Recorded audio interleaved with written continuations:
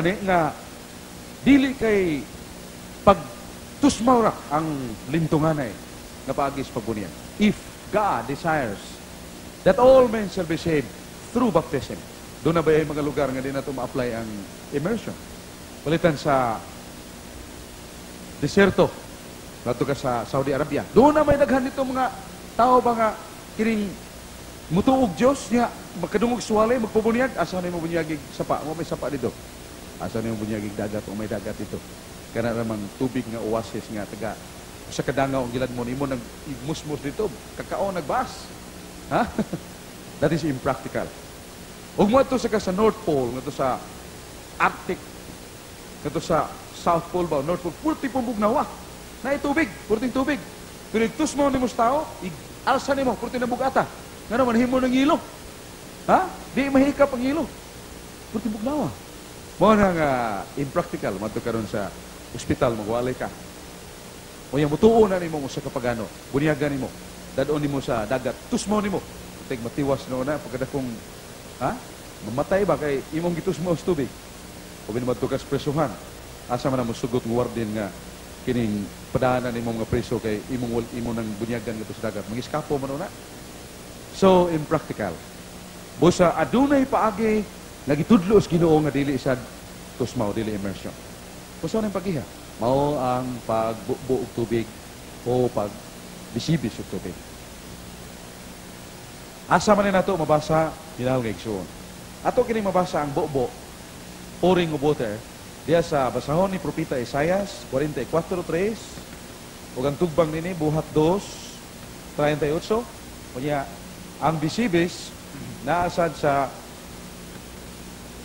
Ezekiel kapitulo 36 versikulo 25, ang tugbang ini na sa buhat 9:18 og Hebreo 10:22. Matod pa sa Dios diya sa Isaias 42:3. Matod pa sa Isaias 44:3. Nayon ang Ginoo. Og ako magabubo kanyog tubig og maghatag kanyo pagbubo sa akong Espiritu Santo. Na bantay ang pong pagbubo gigamit sa Ginoo.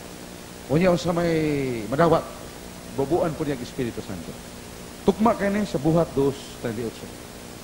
Diin mingon si San Pedro, pag hinulsol mo magpabunyag, aron ka mo bubuan sa Espiritu Santo. So, baptism could be immersion.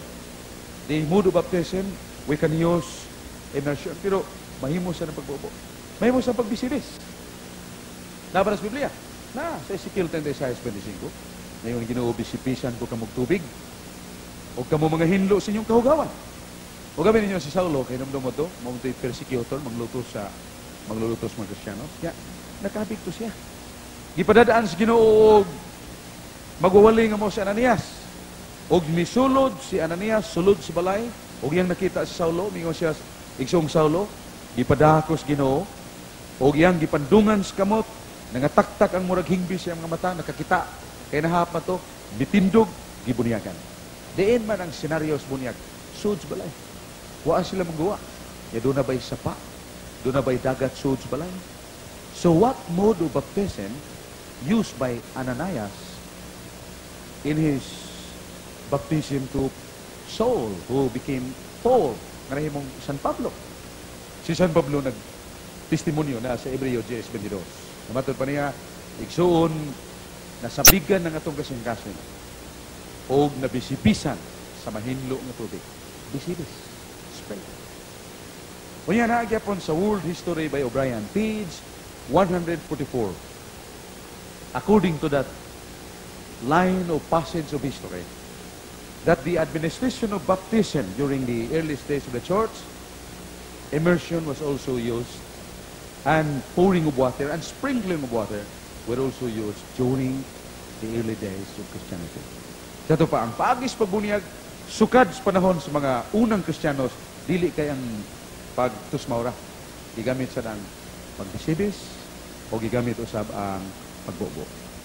So in other words, ang Katoliko nga pagtulunan, tukma, diyas pala ang kasulatan, tukma sa paagis sa Diyos. Kay magamit nimo sa tanang dapit o sa tanang okasyon. Pero ang immersion, It is no applicable to any place, anytime. Dili nimo magamit dito sa desierto, o may dagat, o may sapa dito. Dili mo madagamit sa ospital. Kaya mo nang itus mo ng pasyente, kirig pa na, patay. Lagmit patay kihag. Humisahid. O sa mga hinigugma kong igsoon, ang atong paagi mao ang magkasibis, magbubok, o mahimusan ang pagtusma. Kunya, kining pag-ingon nga, ang formula sa bunyag, dili na gamiton ang sa ngalan samahan, bunyagan ko ikaw sa ngalan samahan, o sa anak, o sa Espiritu Santo, ang nga na lang ni Kristo mo'y gamiton. Hoy, dili na tinuod nga, igbunyag ang nga ni Kristo mo'y gamiton. Kay, klaro man kayo ang sugo ni Jesus. O si Jesus di man mausap. Nasa San Mateo 28:19. Kunya na sa Hebreo 13:8. Matod pa ni Jesus, pagbunyag mo ingnan ini, bunyagi sila sa ngalan samahan, o sa anak, o sa Espiritu Santo. O sa Hebreo 13:8, si Kristo, way pagkausap. Uy, nga no, magkunong mingon man San Pedro, bunyagi sa ngalan ni Kristo. Mo ba'y buti pasabot nga, inigbunyag ang litukuno ni mo pagbunyag, dili na ang Trinitarian formula, di na kamo gamit ining sa ngalan samahan, o sa anak, sa Espiritu Santo. Ngalan na lang ni Jesus? No, sir. Dili na mo. Matod pa sa running commentary of Jerusalem Bible, and that is one of the scholarly versions of the Bible nowadays. Sa iyang footnote, ningon dito, when you come across baptism in the name of Jesus, it does not mean that this is the formula. But it does mean that through the name of Jesus, the person being baptized is sanctified and justified by the name of Jesus. Kung sa kada ibot ipasabot, na kung makabasa ka sa bagong tugon nga gibunyagan sa ngalan ni Jesus, dili na buti pasabot nga ang formula giusab na. Nga na lang ni Jesus mo gamiton. Ang buti sabot niya na, mao, nga pinagi sa bunyag, nga gitudlo ni Kristo, ang maong tao mabalaan sa ngalan ni Jesus. Nabay text sa Biblia na sa 1 Corinto 6, versikulo 11. Mayon si San Pablo, kay kamo nangahinlo na, o kamo nabalaan na, o kamo gipakamatarong na sa ngalan ni Jesucristo diha sa Espiritu Santo. That is the meaning. Nasato pa, once you were baptized, you were cleansed, sanctified in the name of Jesus. But that is not the meaning that the name of Jesus should be the substitute for that Trinitarian formula. Dili na sabot nga, kadtong bunyagan sa ngalan samahan o sa anak sa Espiritu Santo. Usbunto! Ilis na nalangahan sa Ginoo. Mo na hinungdan nga atong mga igsoon na nga saan.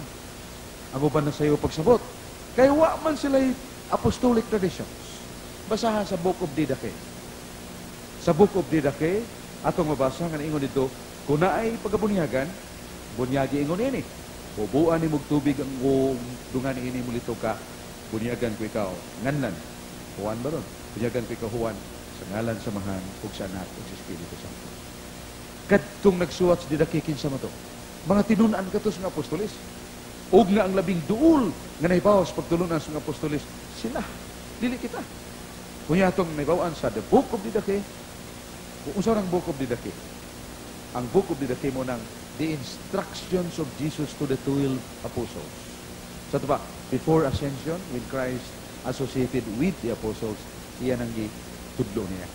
Iyan ang gibilin ka ng mga pagtulunan niya. Ngadto sa mga tinunan niya. O sa mga igsuon ko, mauna nga, pasalamat kita sa Diyos. Nga pila kalibo ka mga igsuon na itong dili katoliko, ang ilang mga bata na namatay. Why po niya? Kung ang Ginoo atong tuhuan nga iyang pulong iyang barugan, og ningon siya nga ang mamatay nga bata nga way bunyag, dili kasuod sa langit. Ningon siya, gawas ang tao mabunyagan, dili kasuod sa langit. Kaano ko? Sa libo-kalibo ka mga bata nga mga matay diya sa protestante. Diya sa mga igsuon na itong dili katoliko. Nawaha mabunyag. So we must be grateful to God that we are Catholics. We belong to the true Church of Christ. Sakop tas matuog ng iglesia. Kaya naa niya ang tinuod na paagi sa kaluwasan. Busa, salamat sa Diyos. Nga atong Ginoo, may patakod ka na ito nining grasya pinagi sa bunyag. Karon kita karon mga iridiro ug iridiras kita sa gingharian sa Dios. Kay mga anak kita sa Dios. Binagi sa sakramento sa Panginoon. Mao kini ang atong leksyon karong adlaw. O karon, musugod kita sa atong open forum, no? Abli ang atong microphone, kaya mo ka ikog, apil mo sa atong mga pangutana na Oktubar. Yes, Brad? With Ang akong pangutana, pagkasala ni Adan ug ni Eva, nasirado ang langit alang nato. Pag-abot sa Exodus, katong gingon yung Brad nga 12:37 ba to? Nga namunyag nagbunyag ang Dios ikan sa bata ngadto sa mga dagko. Ang akong pangutana, abli na ba ang langit atong panahon na alang kanila?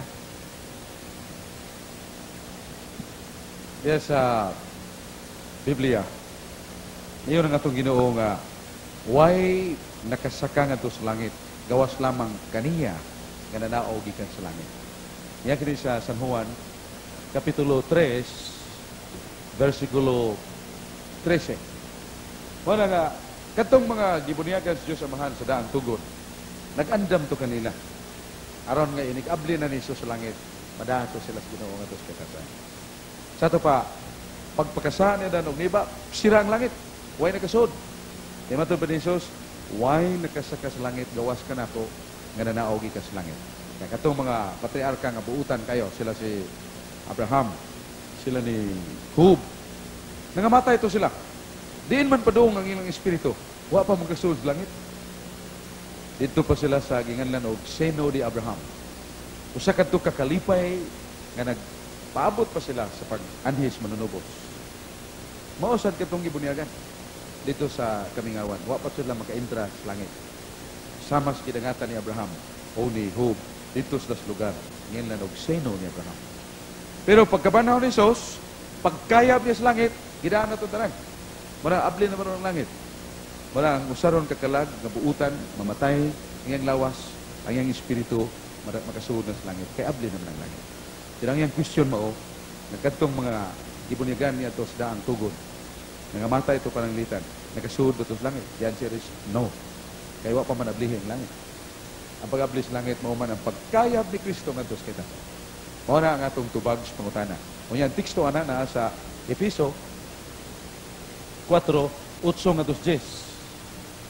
Kaya kanang pag-ingon nga si Kristo, misaka nga ito sa langit. Siya nanaog.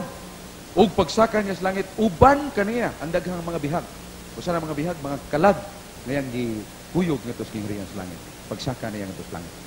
Okay, we answer that question. Sa pala yung pangutana. Yes, Brad?